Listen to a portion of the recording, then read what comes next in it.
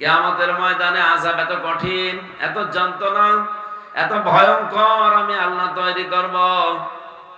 ফাকাইফা তাত্তাকুনা in কাফারতুম ইয়াওমা ইয়াজআলুল ওয়িলদানা Shiba. যুবক মানুষ কিয়ামতের কঠিন দৃশ্য থেকে বুড়ো হয়ে যাবে। শুধু বুড়ো হয়ে যাবে এতটুকুই না, পৃথিবীর যত সম্পদ সে উপার্জন করেছে, এমনকি তার মা বাবা, তার স্ত্রী, তার সন্তানকে পর্যন্ত সে মুক্তিপণ হিসাবে দিতে রাজি হয়ে যাবে। মোমেন সাহেব আশি কথাটা যদিও নরম ভাষায় বলেছি, এটাতে কত ওজনওয়ালা কথা আপনি টের পাচ্ছেন। ফারিহারে দেখে বালি নিয়ে খেলা করছিল, সমুদ্র সৈকতে মনে হচ্ছিল এ আমার কাছে এত বেশি মায়া মহব্বতের জিনিস তামাম দুনিয়া দিয়ে দিলেও এর কষ্ট দেওয়া সম্ভব না। অথচ আল্লাহ বললেন কিয়ামতে এই ফারিহাকেও মানুষ মুক্তিপণ হিসাবে দিতে রাজি হয়ে যাবে।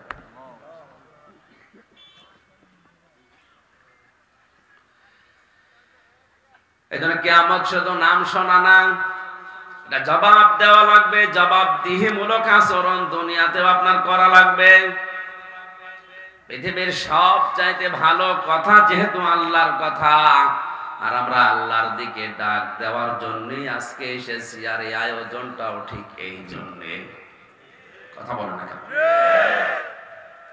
যে আল্লাহ আমাদেরকে ইবাদতপূর্ণ একটা পরিবেশে নিয়ে আসলেন।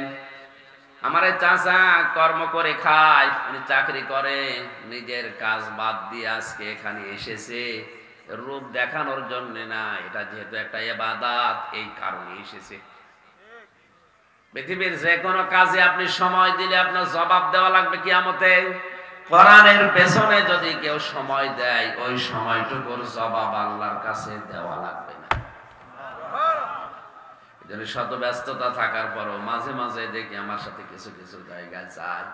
20 সালে 21 সালে গিয়ে তো 3 বছর ভেতরে ছিলাম, যেতে পারিনি। এখন আবার কিছু কিছু জায়গায় নিজের কর্মজীবনে একটু অবসর নিয়ে হলেও যাচ্ছে। আল্লাহ তার এই ইবাদত হিসাবে যেন কবুল করে।